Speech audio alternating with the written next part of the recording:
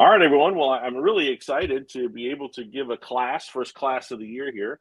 My name is Irish Spring, KF0FBW, and I set out to find, I'm a new ham. I just got my tech class license last year at the Warkey Club class, and I'm pretty excited to be into the hobby. But I can tell you that it is being in the hobby less than a year. Every day you learn something new. You learn something new. You learn something new. And one of the things that I'm a guy who works in technology. I have an Apple iPhone, and I really have spent a lot of time trying to find the cool apps that people use on their phones. And so a couple of weeks ago, I put out a Groups IO chat about what applications do you use on your phone that are focused around ham radio and the ham amateur radio hobbies. And it was really cool. We had 34 different apps that were sent in from four members of the club that are really active using their phone as part of the hobby. Now, this is a tenuous conversation. A lot of hams that are out there in the world today are of a generation that really didn't use smartphones. And they begrudgingly use a phone today to maybe take pictures, share pictures with their friends. And if they have younger family members, probably get on Facebook. But that's the extent of how most people are using their smartphones in the ham hobby, which is primarily dominated by older folks. So I'm going to talk today about some of the really cool applications that I discovered in polling the members of this group and some of the other cool stuff that I've located. Um, I can't go over all 34 of them. So what I've done is I've broken things down into kind of what do you do with your hobby. So I'll set this up. I'll talk about some really cool stuff, and then I'll take it to a demo. And I'll show you some of the top apps that all of us have in common that I think are must-haves for anybody in the ham area. Now, to be clear, when we get done with this, if some of these apps are like, oh hey, I might want to use my phone for something more than Facebook, you can definitely get a hold of me through Groups.io at the next meeting on Facebook. I'd love to be able to help you get these apps running on your phone if you're not phone savvy. But I think it'll be a lot of fun. So what I discovered after doing the research for this presentation is just like the ham hobby, what apps you want to have on your phone for the ham hobby really depends on what you like to do with the ham hobby. There's so many different folks and I just found all of this out over the last year. There's so many different things you can do with the hobby. Larry, for instance, in our club is really big on satellites. And so many of the apps that he recommended can be used in doing satellite tracking and keeping track of the International Space Station. And we're doing a meeting today on Jitsi, and his camera is pointing towards his ham station, and it's probably the most immaculate and amazing ham station I've ever seen in my life. So it's a very beautiful setup. Looks like mission control, and for his love for the ISS and satellites, this kind of goes right together with that. So we see with Larry a lot of applications that have to do with tracking satellites, cool stuff for building circuitry. It's really kind of neat applications for doing that. And then cool apps that allow you to like lay your smartphone down on the speaker of your radio and translate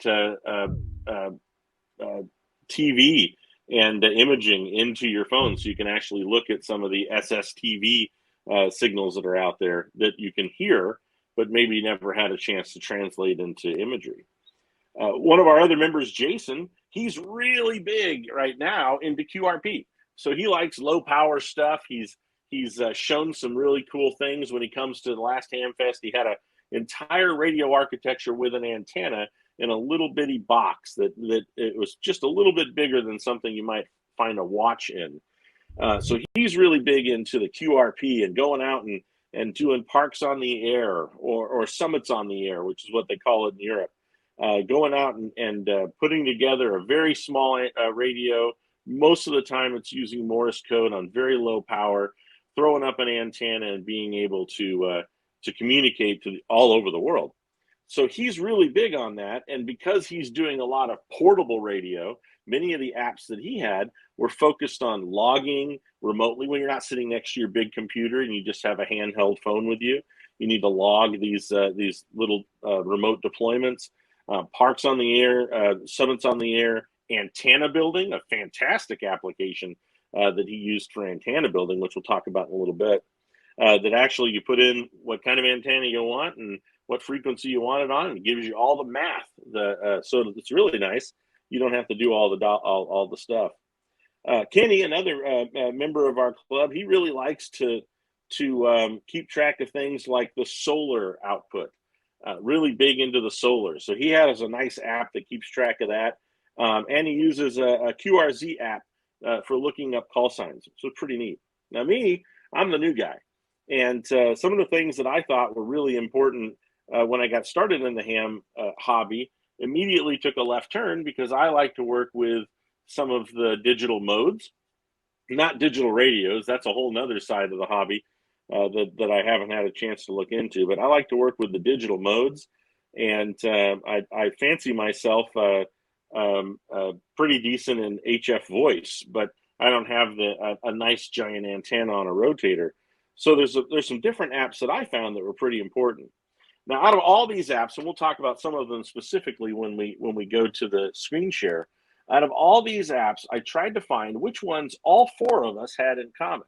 So out of the 34 apps that we have, and if you get a chance, another pitch for Groups.io, our member Jason has a phenomenal document that he posted in the Groups.io page that has a beautiful list of all the applications that he has associated with his amateur radio hobby. And the applications are listed by name, the cost, like a brief description, a picture of the icon, which really helps when you're searching for applications because some of them try to take the same name of a popular app. And then the platform, so Android for your Google phones or iOS for your Apple phones. So a really nice document. I encourage you to go to Groups.io and check it out. Really was great. So what I did was I broke down all the applications that everybody listed, and I set up a folder on my phone so that I could show you some of the apps that we all have in common that seem to be the ones that everybody was really using. And those are the ones that I'll talk to you about today. So I'm going to go ahead and share my screen. And when I share my screen, I'm sharing my screen from my mobile phone.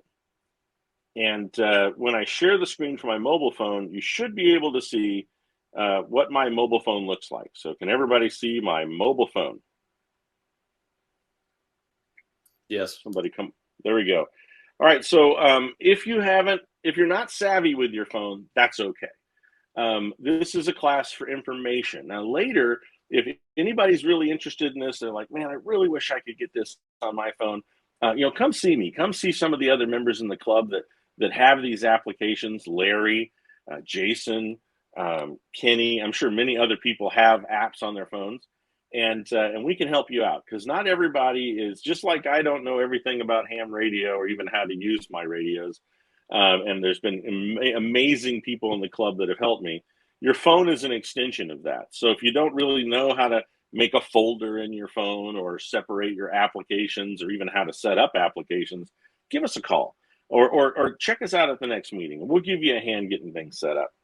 So on my phone, which is an iOS phone, I have a whole bunch of apps. I mean, just tons of apps that I use for work, for play. Got some games in here for Maggie, social media. So there's quite a bit of stuff that I've got on my phone. And when I was preparing for this class, I actually set up my first folder. So what I've done is I put all the apps that I'm using in my ham folder. So to do that, we just click on that ham folder. And now I have a subset of applications that are like-minded. So if you're like me and you have a lot of applications on your phone, being able to separate them into a separate folder really helps. So I'll start off with one of the apps I think is one of the most important. It sadly was only on my list, but I think everybody in our club should have it, and that's the Groups.io app. When you open up the Groups.io app, you are able to go in to look at the Groups.io from our Warky Club. So this gives you the ability to look at your Warky Club Groups IO settings and Groups IO posts without having to be in front of your computer or your PC, which is how most people are looking at Groups IO. This works just very similar to an application that would allow you to look at email. All the different postings are set up there with the ability to look at who's posted the last thing. There's some information there about some silent keys in the club. And way down here, we've got the phone applications for hams. And again, one of these responses in phone applications for hams is a beautiful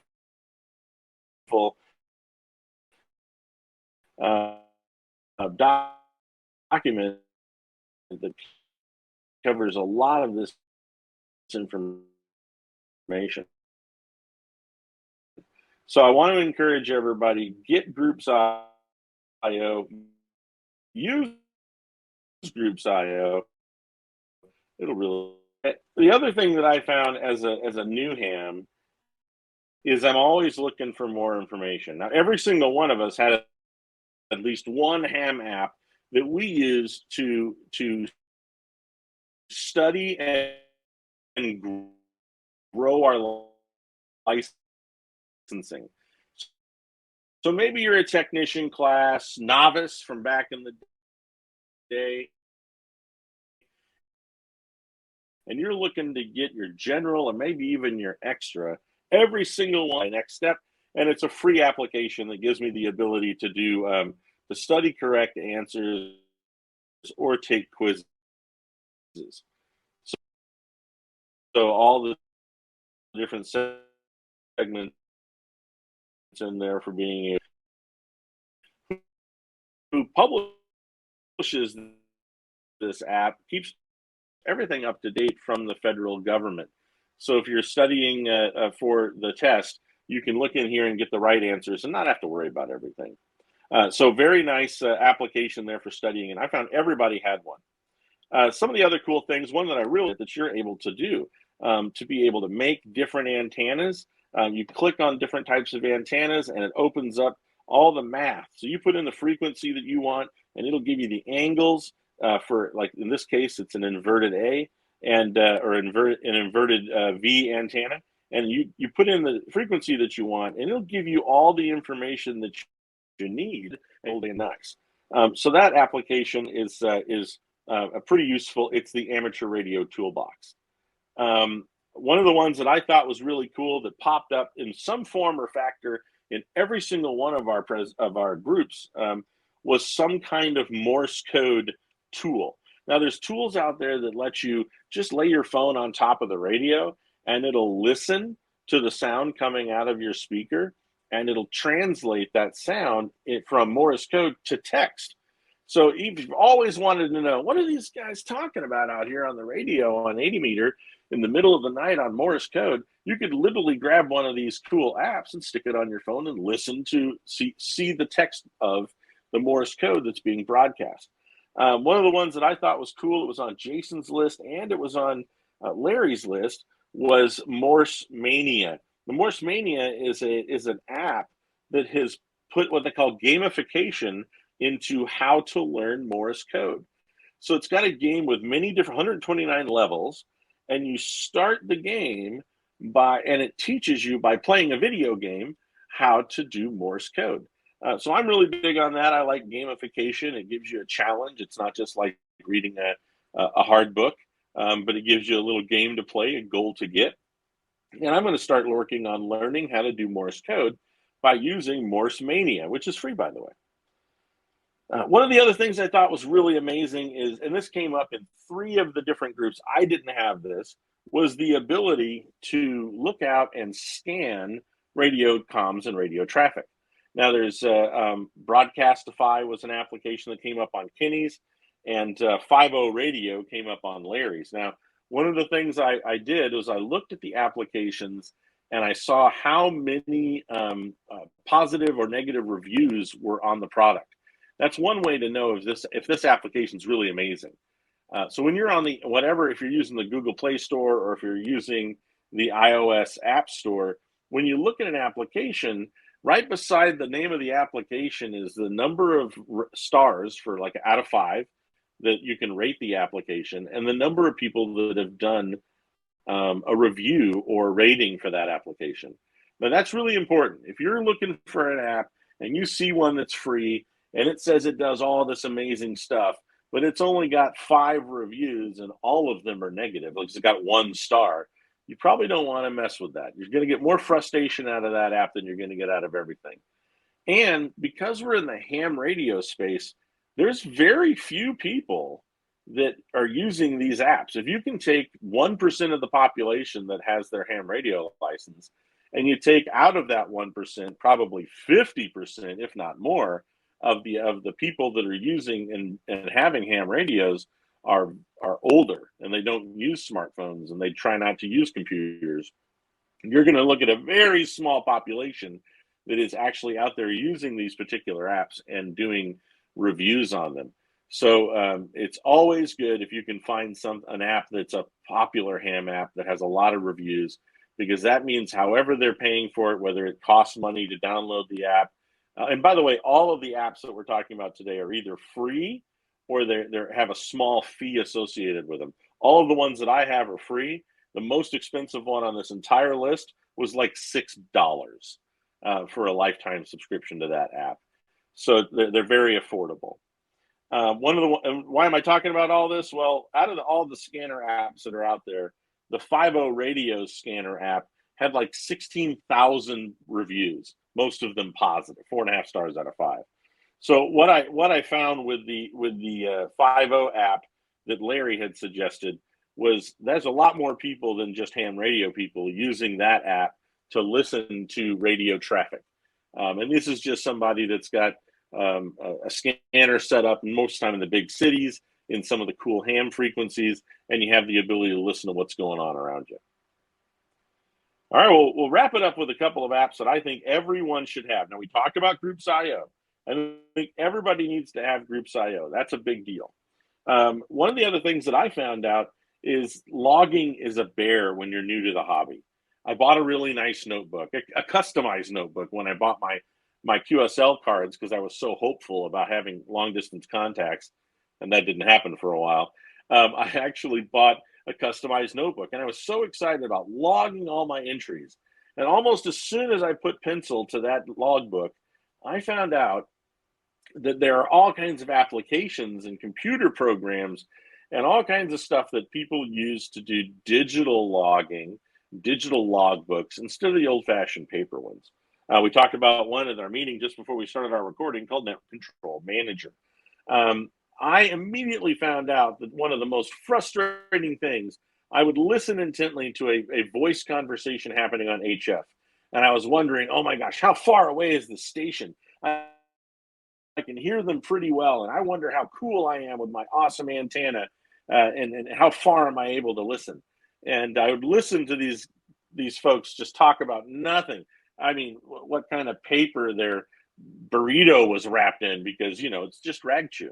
I would listen to them forever before they would identify, and I would scribble down their call signs, and I'd be like, okay.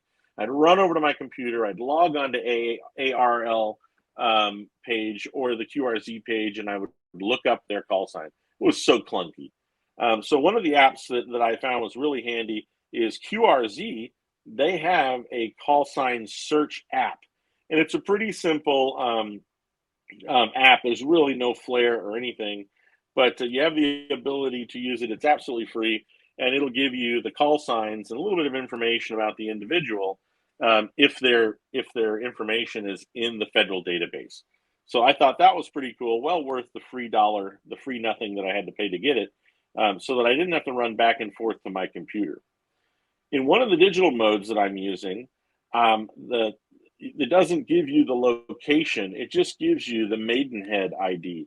Now, for those of you that don't know what I'm talking about, when you're using when you're doing ham radio, there are almost a grid square identifier that you have for yourself.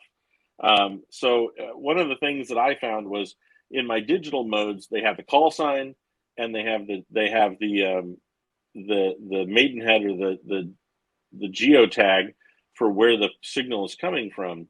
But one of the problems that I have is lots of the signals that I'm getting are from outside the US. So I can't look up their call signs in the QRZ database. So this is really cool, but every one of the transmissions had the information for what their geotag was.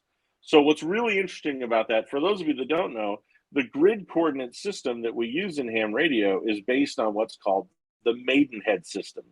So there's an app out there that's 100% free called Maidenhead. And with Maidenhead, you have the ability to tap on and look up anywhere in the world where you have a Maidenhead code. And so if I just make up something like JB12, that goes to Antarctica. And just so you know, I had a really cool contact from Antarctica last week, or this last week, and I about blew my phone up telling everybody about how cool that contact was. It was from McMurdo Station, which is an American station. So this is a cool little tool that gives you the ability to do that. Ever wonder what your Maidenhead coordinates are? Down here at the bottom, I can tap on that arrow, and it'll actually give me the latitude, longitude, and Maidenhead coordinates to the location that I'm currently in. So if you're doing Parks on the Air, or you're doing some cool tool where you want to make sure that your location is part of the DX that you're doing, you can use this tool. It's free to be able to grab the latitude, longitude, and the Maidenhead information. So everybody in our area is from, I think, the EM area. EM 28 is where I am. So that gives us the ability to find that. Last two apps that I want to talk about, and I think these are really important, but I was surprised to only find the next app I'm going to talk about, I only found on mine, and that is the repeater book. So one of the coolest things I think a new ham deals with is they get really excited about going out and talking on their radios. And you always start off with a handheld radio talking to the repeaters on UHF VHF. So there's lots of clubs out there that have all kinds of, and personal individuals that have all kinds of repeaters set up all over the US. Now, one of the cool parts about the hobby is grabbing your handheld, hopping in the car when you go on a road trip to Branson, or when you go on a vacation, throwing it in your bag, and being able to pop up wherever you're at and talk to other hams on UHF VHF. The problem is, unless you're going to drag along a very large repeater book that is printed on paper and has to be updated every year, you really don't know what the local frequencies are. Where are these repeaters? What are the clubs doing? So the repeater book, all one word, gives you the ability to do that digitally. With repeater book, it actually takes a look at where you're at. So if you hop into it, you can search like, hey, I'm going to go to Omaha. How do I find out what systems are there? Or when you get to Omaha, you simply tap on the button and it'll tell you within number of miles, how many miles away are these repeater locations to your location. And what's really neat is it also has, if you look here, there's a pretty cool club called W0AU, and that club, or the Warkey Club, you can see the different repeaters that they're operating. And here, if you look, you can even see the main one that we do all of our calls on for our evening nets and our upright and still breathing nets. It gives you the inbound, outbound frequencies, the offsets, and all the codes that you need to get it to work, and some really cool information on the location of the actual repeater.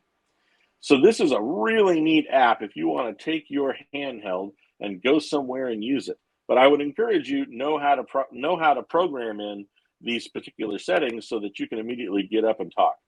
I've used this in Louisiana. I popped up on a UHF VHF server for a small club of very elderly folks that live in central Louisiana, and they were so excited to have a new person pop onto their repeater, and they were actually curious how I found out about their repeater, and it was by using the repeater book.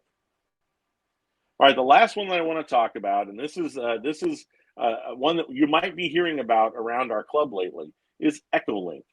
Echolink is a revolution in how we can use our repeaters and our radios together.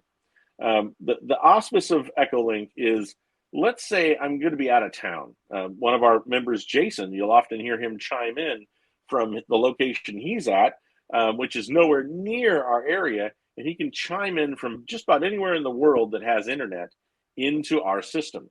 Now that's the Echolink system. Echolink actually gives you the ability to use your phone to key the mic on a repeater that's located in Paris, France, if you want to talk to somebody in Paris, France. What I find is really cool about this app is I've got a lot of friends that do ham radio. Maybe they got their first tech license as a Boy Scout, and they have a tech license. They haven't used it a lot, but they still have a radio, and I can say, hey, get on your radio. Now, they don't have an HF radio and a big fancy antenna because they're only operating on UHF, VHF. Well, with this, I can find the repeater that's next to them. I can tell them to turn on their radio, and I can key the mic from my house in Kansas City and talk to a friend who lives in Lincoln, Nebraska. Now, he may have the Echolink app on his end, or he may have a handheld on his end, or I may have, and I can communicate now to the repeater that's closest to them. This is really neat. I do a lot of business travel, and so when I'm over in San Francisco, I can dial up the Warkey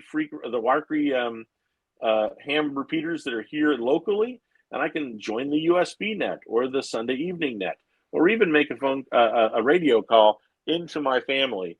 Of course, they can't answer the radio because they don't have a license, but they can hear me and know that I'm fine. So it's a great tool.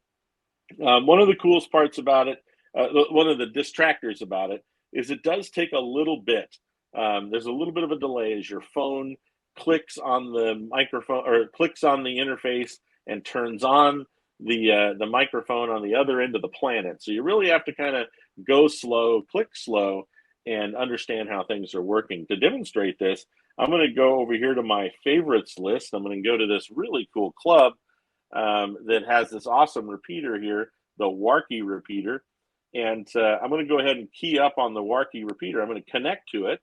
And when I connect to it, I have the ability to send text messages to anybody else that's listening. So you can see Jason is listening, and I think he's in Nevada.